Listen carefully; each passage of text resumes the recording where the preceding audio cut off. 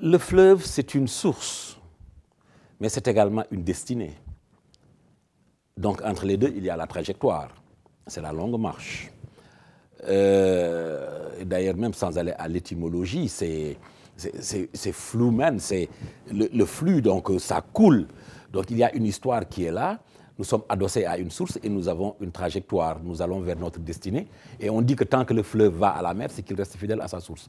Donc, cette source qui est une histoire commune, qui a installé une langue que nous avons, nous, Sénégalais, en partage avec la France et d'autres peuples qui parlent cette langue-là, c'est une histoire faite d'enracinement et d'ouverture. Quand je dis enracinement, la langue est là parce qu'elle est présente depuis plus de 3 siècles. 3 siècles, ce n'est pas peu.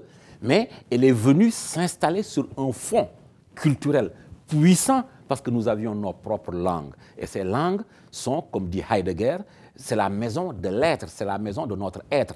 Et nous ne pouvons cheminer avec la langue française qu'en étant nous-mêmes. Nous ne pouvons pas nous nier pour être. Pour se construire, on a besoin certes de se déconstruire quelquefois, mais on ne se déconstruit pas totalement.